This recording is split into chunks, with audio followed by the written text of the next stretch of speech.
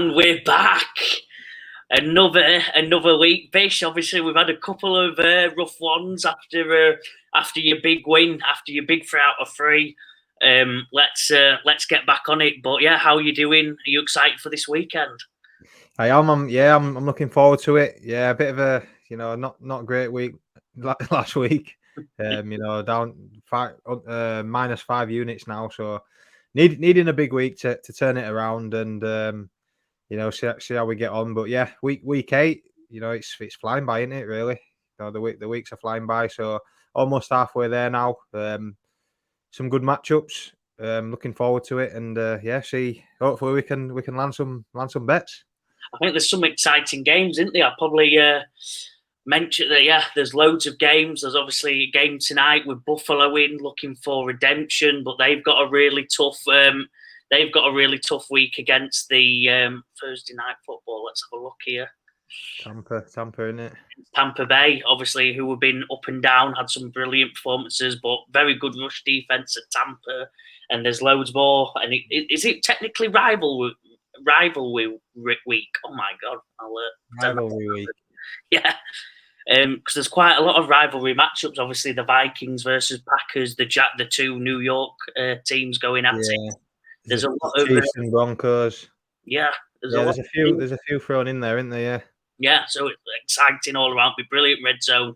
I don't think they're all on this week, so it should be a good and exciting red zone. Obviously, no England game, putting it back, adding a game earlier on. It's all on red zone. It's going to be all action. Let's go, Bish. Take us straight into it with your first bet, please. My first bet. And I'm back to the running backs, the me safety net, I think. So we're back to that, and it's Breece Hall over 68.5 rushing yards here.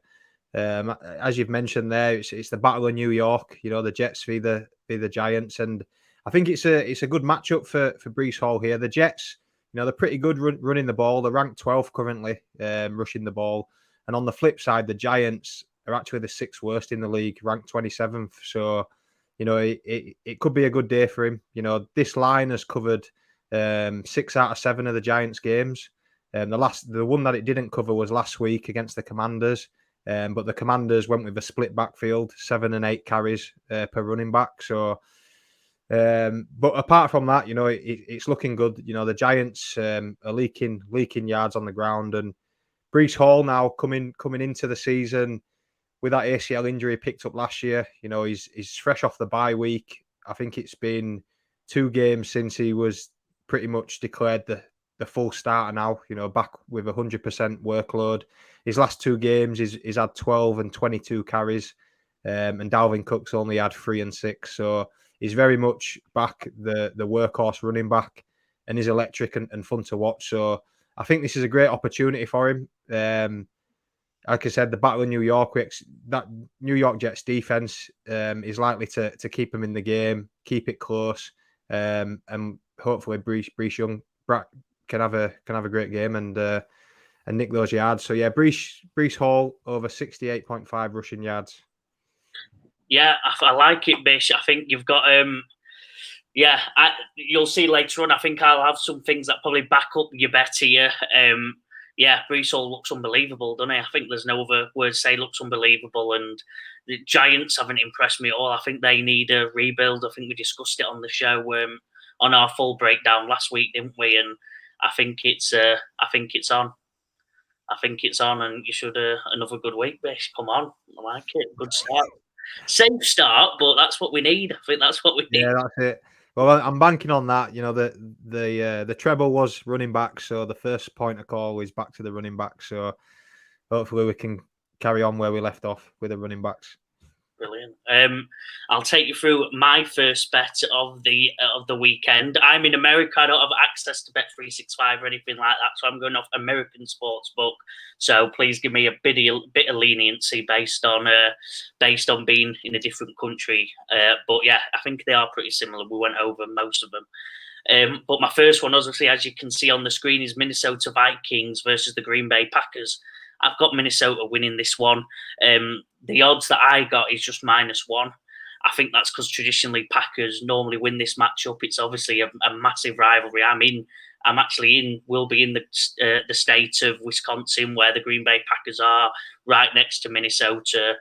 There'll be people in every bar. It'd be absolutely flooded. I'll take some videos for you because sadly I don't have tickets, but I'll give some atmosphere what it's like even in a state in a random bar watching it. It's unbelievable. And the Packers normally do come trumps in this one, but I've got Minnesota winning. I think obviously after last week, they're on the right trajectory. They've got obviously Jordan Addison. What a game! What a game! I think he's on it. He's on it again. He's looked unbelievable all year behind Justin Jefferson. I think they're trying to get that balance right, but with him being out, it's Addison's ball game, and I think he's another star wide receiver that they've picked up. Whoever drafts wide receivers at Minnesota deserves more credit than I think they currently get. Packers haven't scored over 20 points in the last 4 out of 6 games. Christian Watson's coming off a pretty not really bad injury, but an injury where he's took 3 or 4 weeks out, and he's on stamp touch and go whether he can play, and he's their number 1 wide receiver. Romeo Dobbs is good, but I think the bad Minnesota defense can actually stand tough against a Romeo Dobbs. I don't think they're that elite where it'll just be a rush out. And obviously, the running game for the Packers has been non-existent. Aaron Jones come back from an injury, didn't do that well last week when AJ Dillon was the lead back. I think he was averaging about 2 yards a carry. It's just that offensive line is just horrendous. And Jordan Love's looked good in games, but then I think the offensive line, he just keep getting sacked. And I've got Minnesota getting this one. I think it's all down to them. It's their win. They need the win more. I think Packers are building up. Minnesota are looking for them playoffs, and at the moment, we've still got a way to go to get there. Yeah, it's everything you've said is. I think you've nailed it. To be fair, I think what I do like, what I'm interested in this game is how Minnesota run the ball. Green Bay aren't really good against the rush, and we sort of saw in that 49ers game. Cam Akers is starting to get some carries now. Mattison looks good as well, working together. So I'm looking forward to see how that works. And I think if they can start making inroads on the ground, I think it just opens up for Kirk Cousins and for Jordan Addison. So Green Bay are in a bit of a hole at the minute. I think Minnesota's the good play here. But as we said, it's one of those rivalry games. Could go either way, but I'd lean Vikings with you here, I think. I think, to be fair, at any other point in the year against any other teams, I think the odds would be much different. I just think with the historical relevance of the Green Bay Packers, the first NFL team, I think they normally do come up trumps. And if it wasn't such a heated rivalry, I think Minnesota would be minus 2.5, -3 around that line. But I think with how much heat there is in this game, it'll be close. All the defence, even though both have struggled at times, will be up for it, and it's probably the one game they play well. I'd even be looking at maybe the unders here, but no, I'm playing it safe. I've got my gut feeling. My Green Bay Packer friends who I'll be watching the game with this weekend are not going to be happy with me. Well, come on, Minnesota. Nice. Bish, take me through your second bet. My second bet is Ravens related here. I was tempted to get on the -8.5 with Ravens, and after getting burnt last week with the Bills, I had another look. I did some digging, and I actually like the Ravens how they start the game. So they've started the games the first quarter this year 55 points to 6. So they're absolutely blitzing teams out the blocks here. They've led in all the games after the first quarter is finished, which includes road games against the Browns, Bengals, Steelers, and Titans. So, against going into hostile atmospheres, stadiums, they're hitting the ground running straight out the blocks and getting an early lead. So I'm liking that at the minute, what they're doing. They did that last week, put up 30+ points on the Lions. Lamar seems to be finding his groove. They're a healthy team at the minute. He's spreading it about. I think last week he used 9 receivers. 9 receivers had at least 1 catch. So they're purring very nicely on offense at the minute. And on the flip side, the Cardinals, after a impressive start, I'd say. Only picked up the one win against the Dallas Cowboys, but very close in a couple of other games. Since that Cowboys win, the last four, they've been put to the sword, really. They've lost by, in the last four, 10 points, 17, 14, and 19 points. So they've been getting a bit of a kicking, really. That sort of early season spark has sort of gone, and we're sort of back to the Cardinals that we expected. Being one of the worst teams in the league, and them out of the blocks at the end of the first quarter in those last four games, they've been down in 3 of them and tied in 1. So they're not really starting that well. So I think the Ravens can really kick on there. And just on the Cardinals, I just think with these backup quarterbacks, the more tape teams have on them, I think you slowly see the decline of them. There's a lot more footage on Josh Dobbs now. Teams can sort of game plan a little bit more, and we're starting to see that. I think he's thrown a couple of interceptions recently. I think one against the Rams, 2 against the Bengals. So I just think they're on a bit of a downward trajectory, and sort of waiting for see what happens with Murray, I think, to bounce back. So the bet is here it's a first quarter match result, and I'm going Ravens for both. So Ravens to be leading after the first quarter, and Ravens to win the match. So yeah, I'm liking this one. I agree, and like you said, you mentioned the offense, but I'll give a bit of credit to the defense as well. I think earlier on in the season, the Ravens were not struggling, but wasn't as good as they were last year. And the last couple of games, they've just took it into overdrive. What they did last week against the Detroit Lions were just incredible. To be honest, I couldn't believe what I was watching. Completely shut down anything they had to offer, and they've been top 3 offensive teams this year. Yeah, I'm all with you. The defensive flying Lamar's got going in this new offense finally. We were talking about him finding that consistency, weren't we, very early on, and yeah, it's finally happened now. So yeah, and the way they run they just control games. What I watched them quite a bit. They just completely zapped any energy from the last 3 or 4 games they've done. They're a tough team, and yeah, I think that's as safe bet as you can get, Bish. I think, yeah, brilliant. Ravens, keep going, and let's get 2 on the board for Bish. Yeah, and just backing up what you're saying there about the defense, they're actually ranked 2nd against the pass and 9th against the rush. So they're doing it on both sides of the ball, which, fingers crossed is a good omen for us. Yeah, I just don't know where the Cardinals get any points. The Detroit Lions didn't. I know it's against a totally different team, different motivation. You're probably not as big against the Cardinals, but you're probably winning these comfortably against. No offense to them, but yeah, I just can't see them getting any points. It's an elite team, and they're looking for that. They're looking for that playoff run and that potentially Super Bowl game. With the way other teams are looking this year, I think they'll think they've got a chance, and they need to start building that momentum now. I'm happy with that. Yeah, well, big talk by me there. Actually, my second bet of the week.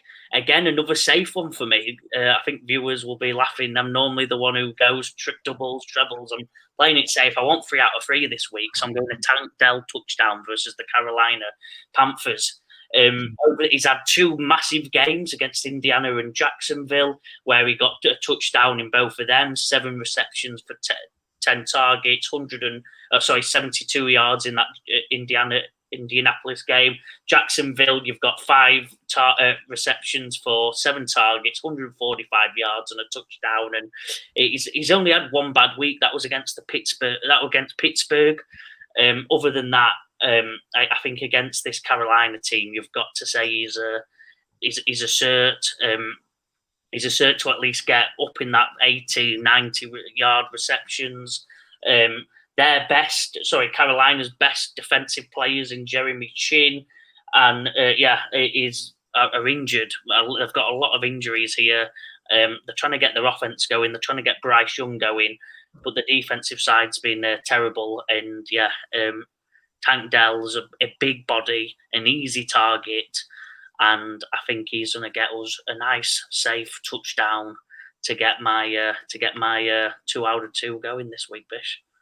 Lovely, yeah. Back, I think, did he miss last week with a concussion? I'm not sure, but it was a bye last week. But yeah, he missed before against New Orleans. But I think CJ Stroud has been a revelation, hasn't he? And I think he's turning out to be one of his favourite targets. I thought it was Nico Collins earlier on in the year, but it looks like Tank Dell, is the one for him. So, we know CJ likes to throw the ball around, and he's been pretty good with it. Only one interception on the season for a rookie is impressive. And like you said, coming up against this defense, the 0-6 for a reason. So hopefully we can get that Tank Dell touchdown.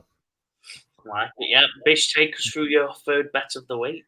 My third one, and I was a bit torn on this one. I like the Jags in this spot against the Steelers. They were -2.5, and then I kept looking, and I know from previous weeks the Steelers' run defense is, again, back to my running backs, is just not there. So maybe you're rubbing off on me, Joe, and now you're away. I'm having to pick up the slack here. So I'm putting two together, and I'm being a bit adventurous, if I'm honest. But I'm going with the Jags to win, and Travis Etienne Jr. over 61.5 rushing yards. And just looking at the Jags, they're currently on a 4-game winning streak. They came to London 1-2. 2 games in London, won them both, and they've won 2 back in the States as well. So they're currently sitting at 5-2. And the Steelers are, they're going well. They're 4-2 themselves, but if I'm honest, I think it's a bit fraudulent. The last 2 games, they won against the Rams 24-17. The Rams threw 7 points away, two missed field goals and an extra point. And somehow the refs gave the Steelers a first down, which was nowhere near a first down to ice the game. So, and the week before that, they beat the Ravens 17-10 as well. They were the second best team throughout, but managed to rack up 9 points in the last 2 minutes to take the game away from them. So fair play in that respect. But I just think the Jags have got too much for him here. It is a tough place to go. We've talked about Mike Tomlin before and how competitive his teams are. He's he keeps that winning record, but I just think the Jags are on a roll, 4 games in a row. Feeling themselves a little bit, and I think they'll have the edge in this one. And then just to talk about the running game and Etienne for a little bit, the Steelers are bottom 5 against the run here. The pretty similar to the Giants as we spoke about earlier. The leaking yards on the ground. This line has covered in 5 out of 6 of their games. The only one it didn't cover was against the Ravens. Reason being, the Ravens generally split their carries with Lamar, Gus Edwards, and Justice Hill. But wrapping them all together, they actually rushed for 125 yards between them. So, if you put that into one running back, it covers easily. And actually, the Browns and the Rams actually had 2 running backs that hit this line in the same game. So it tells you, they're very good against the pass. You've got TJ Watt, Alex Highsmith coming after you, but against the run, there's plenty there to get at. And I just think Etienne, I think Tag talked about him in our fantasy show this week, as one of the stars of the week. He's playing with a bit of form at the minute. Reports that there's bad weather at this game, which leans into the run even more. So I'm pretty confident. I've put 2 bets together here, but I'm liking what I'm seeing. So it's the Jags to win with Etienne over 61.5 rushing yards. I like it, Bish. My only concern is that the Jags have been your bogey team this year. I've got to be honest, that's my only concern. I think otherwise you've nailed it. You've got all the research right. Everything's supporting. This is a very safe, good bet. They've just been your bogey team, so let's hope it's just been a phase and they back you because you've supported them for 8 weeks now, Bish. You've talked them up pre-season. You've done everything you can to support the Jags. They owe you this one, I think. It's been a bit of a slow start, a bit of a slow burner, but I think now, to be honest, I think this is a big test. Like we said, the Steelers are going well. They're pretty good at home under a coach who'll always have them there or thereabouts in the contest. So, if the Jags can pull this one off, go to 6-2, we're talking high seeds in the AFC here, which is massive. So, I think it's a big game for them. like you said, Pittsburgh are just they're a tough team to play. I think you figure out a lot of teams based on the games against Pittsburgh, don't you? Because it's just not a nice place to go to. Like you said, they're all coming, they're rough and tough. I believe there's other ways to describe it, but they're coming. As a quarterback, you're going to get sacked a lot of times.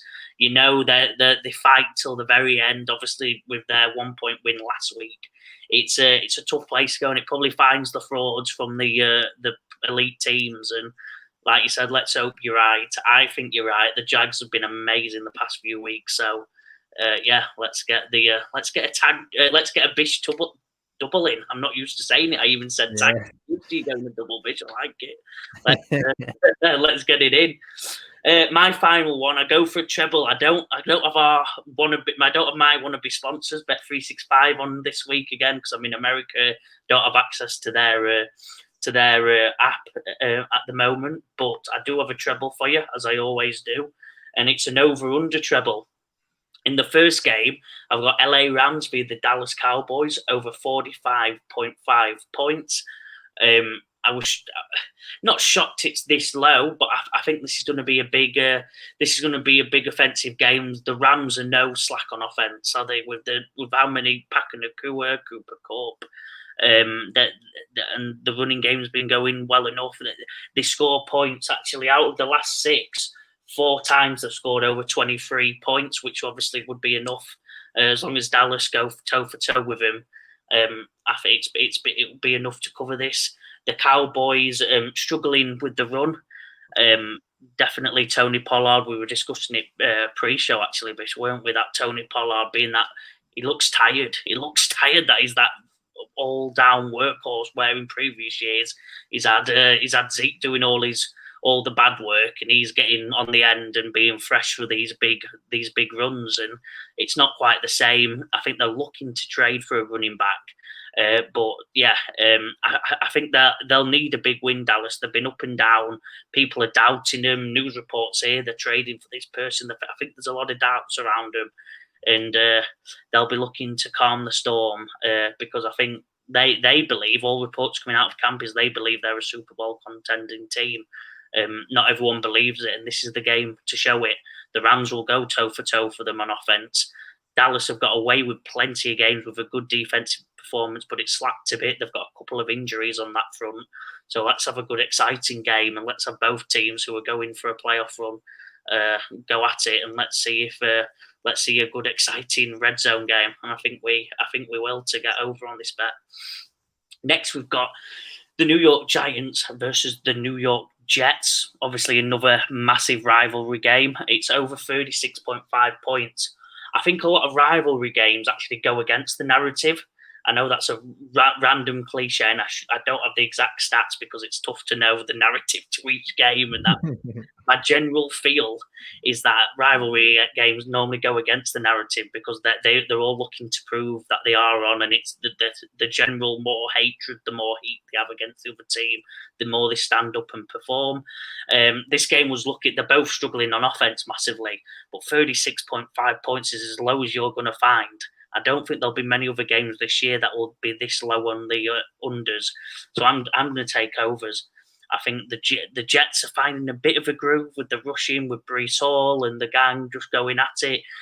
The Giants, obviously, we saw in the last couple of weeks that they have up and down. Saquon's back and fully healthy now after having a couple of weeks being questionable. I think he's still questionable, but he should be pretty much have it. I think that it's more precautionary and for standards to show to the NFL. So something like last week doesn't happen where there's someone being sick and everyone's devastated on the betting lines. Talking about a certain rookie that I think now it's actually going judicial. I think they're now doing an inquiry because that's how seriously they take these reports. So normally they just put questionable on, even if there's a slight worry, because he was injured earlier on in the weeks was Saquon. So I think Saquon will be up and at it and ready to go. He needs a big week. They're putting him on his back. It might even be a trade target. A lot of teams are reporting here that that he might be getting traded for. So he'll want a big week to get it going. I think the Giants might want a big week for him as well, to either keep it to entice him to stay or get more leverage for a big trade. And I think they'll go at it. And even if I am worried, both these teams have a lot of turnovers, so I think there'll be a few defensive touchdowns here as well, just to comfortably get me over this mark.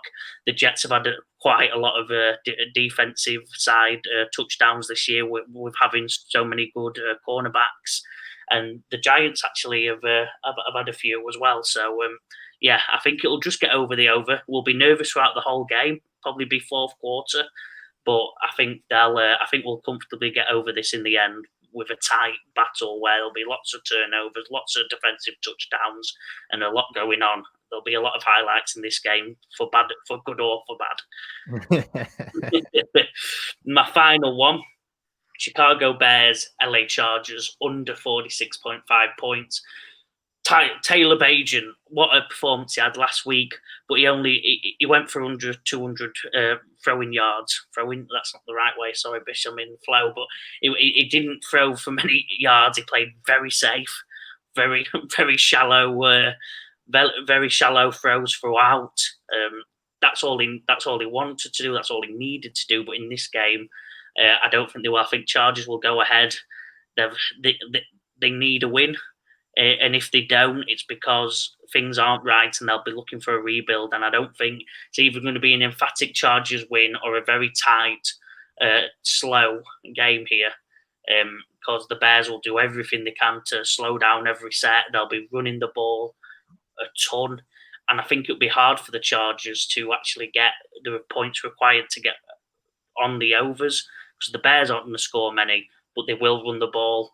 They'll do little dink passes. They'll do everything to just make little yardages to slow down the game, to give them a chance in that fourth quarter, which all points to me as a low scoring game.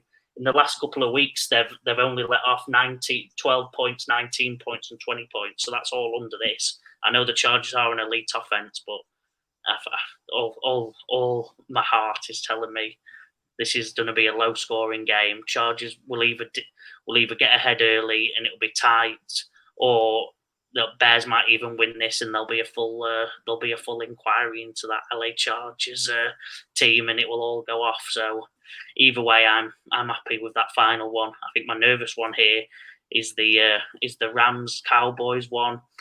The Giants, the Jets, whether it is just super defensive, but even then, I think there'll be a couple of defensive touchdowns. So but I'm confident in that Bears Chargers being under 46, Bish. But I don't know about you. Yeah, I was trying to pick scenarios from each one as you were talking then, and I think the Rams Cowboys could potentially be quite high scoring. The only thing that puts me off a little bit with the Rams is pass rush isn't Stafford's greatest. He doesn't handle it very well in the last few weeks, and we've seen the Cowboys defense, Micah Parsons and co. So that might be an issue, but I think they'll be able to get off enough to get that point. So over there, again, the Giants scoring points. It is, like you said, it's a very low under. It's a very low total against Jets. Very good defensively. Giants quarterback Daniel Jones, Tyrod Taylor. We're not sure yet. So yeah, maybe. But you'd like to think there's enough points in that game to get overs. Hopefully, Breece Hall, does the majority of that for us. And then, like you said, with the Chargers, I'm not expecting a lot of points from the Bears. I can see this being a sort of, like, pretty much as you described, a game where the Chargers get in front, and it's just a slow. They do enough, As we've said on this show, the Chargers somehow managed to keep every game close, close and potentially low scoring.